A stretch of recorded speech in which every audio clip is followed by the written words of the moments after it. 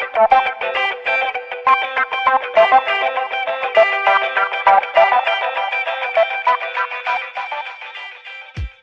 guys, what's up? My name is Maddie and I'm an online health and fitness coach, and we're just gonna dive right into today's video because it's kind of a juicy one. And this kind of stems from a conversation I was having with a client the other day. And I want you to see if you can relate to this. I want you to think about how many times you have thought to yourself, like, I want to start working out. And what's the first thing you do? You go on YouTube or you go on Instagram and you find a random workout and you're like, okay, cool, I'm going to do this influencer's workout today because they post their workouts all the time. And so you go, you do your workout, you feel great about yourself afterwards. And so you keep repeating this habit, expecting to get results, right? Because they're posting about how this is a fantastic workout to work your butt or your abs or whatever it is. And you do this consistently for like a month. But then you look in the mirror and you're like, okay, well, I didn't get the results that they said I was gonna get. What the heck happened? And there's actually a very legitimate reason for this. So before I tell you why, go ahead and go in the comments below and tell me if this has ever happened to you. This happened to me for years. I'm just gonna start right off with the bat and tell you right now that a majority of the time, those YouTube workouts, those Instagram workouts, they don't actually work. It's all editing, it's all clickbait, it's all thumbnails. It's because of something called progressive overload, right? So it's not that these people are purposely trying to lie to you or to mislead you in any type of way. If you are following one workout that is not designed for you, and it's not designed to help you improve every single week towards a specific goal, you're basically just kind of putting yourself in a cog machine. And most of the time, these people who are posting these workouts, they're influencers, right? It's their job to know what's on trend currently and what's not. And so they're gonna make workouts that are gonna catch your attention. These are not the workouts that they did to get the body that they have, right? They need something that's going to catch your attention. It's kind of clickbaity or whatever. So they're gonna use, you know, whatever's popular right now. For a while, it was booty bands. So they're gonna use booty bands to grow their bum. And they are going to make a YouTube video or an Instagram reel or whatever it is using booty bands and saying that that's how they got the butt they got.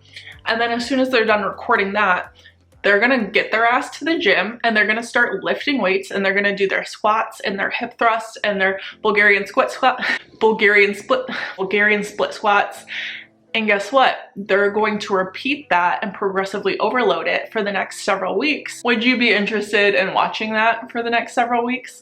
No, because that's boring. You don't care about that. And they know this. So they're going to give their audience, AKA you, what you desire, which is new and interesting content every single week. In my opinion, I don't think that they're purposely trying to mislead people, but it is very misleading when it comes to the average consumer who is not knowledgeable about health and fitness when it comes to certain types of things like that. And that is my start off problem with the influencer community, because as you can tell by my audience, I am no influencer. I am just a health and fitness coach, but I am a certified one. So I do know what works and what doesn't.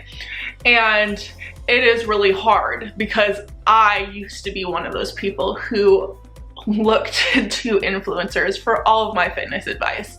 And I struggled for years on my journey because I thought that they had all the answers. When realistically, because you can Google it. You guys, if you didn't know this, you can Google or you can look up on different certification sites who is actually certified and who is not. And a majority of the fitness influencers you find online, they're not certified to be telling you all this information. They don't know the science behind what actually works and what doesn't. I'm going to give an example of someone who I followed when I was first starting because it was all the fad back in the day. When I was in college, Kayla Itness, she came out with the BBG program. And I followed everything she said religiously. But now, knowing what I know, I look at her naturally predisposed genetics, right? I did not look like that. Ayla was a naturally skinny woman who built muscle, and that is how she got the body that she did. And she started selling programs based off of her results. And me not knowing any of this, I just saw a girl with a physique that I wanted. And so I bought into everything, right? And the lifestyle that she said was so easy and natural for her to maintain was impossible for someone like me, because everybody has certain genetics that are predisposed to certain body types. So some people might be naturally on the skinnier side, some people might be naturally on the heavier set side, some people might gain muscle a lot easier, other people might struggle really hard to gain muscle. It all just depends on what your genetics are. And that does play a huge role in what your fitness journey is going to look like. But a lot of influencers don't talk about their before, right? It's all just about where they are now and how easy their lifestyle is to maintain for them. And so for me, it was super confusing because I would see someone like her, and there are so many influencers who are on TikTok nowadays who are exactly the same. And if I was that age, I would be super confused and honestly probably very heavily disordered now if I was following them, because it's the exact same. And a big issue with this is that a lot of the times these skinnier women who gain muscle are now preaching about weight loss when they've never actually achieved weight loss. And it's also vice versa. People who were naturally heavier and then achieved weight loss are now teaching skinnier people how to build muscle, but they've never done the things that they are preaching about, and they're not qualified to be preaching it. And it all comes down to also just what is healthy and what isn't.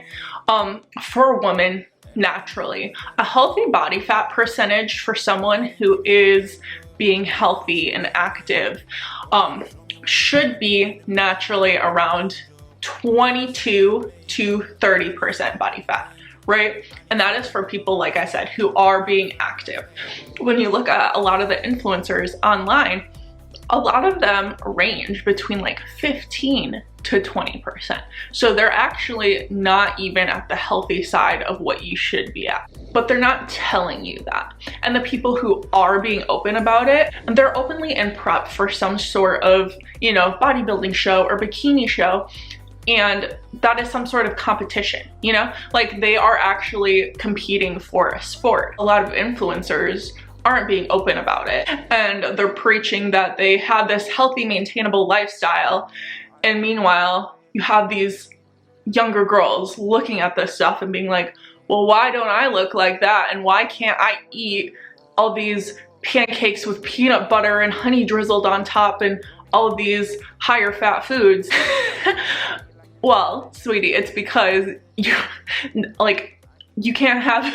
I found, as someone who naturally is on the thicker side unless I am living an active lifestyle, when I was younger and I was following this influencer lifestyle of someone who is naturally on the skinny side, it put me in a very heavily disordered eating state of mind because I thought I was doing something wrong. So if you're someone who is watching this and you can relate to anything that I'm talking about, especially if you're on the younger side, just know that a lot of the influencers, they are not, and that's what's so hard, is like, I don't think they're doing it on purpose. So I'm not trying to put a blame on anybody, because at the end of the day, people get excited with their fitness journeys. They want to share what they're doing. They might not necessarily even know what they're doing. But I would just caution you, when you look up to people for inspiration, look up to people, if you are trying to get actually into fitness, like I was back in the day, look up to people who are giving you science-backed information. and actual facts, people who actually have certifications and qualifications to their names, because those are the people who are going to help you out the most long term and not lead you into fads that are going to come and go throughout the timeline of your journey. If you have fallen for any of this, comment down below and give me your experience, because I've had so much experience and it was really tough for me to get out of, but once I did, my entire experience has changed dramatically. So I would love to know what your experience has been. And if you like more science-backed information, feel free to follow me because I love that shit. And until next week, I will see you guys later. Bye, y'all.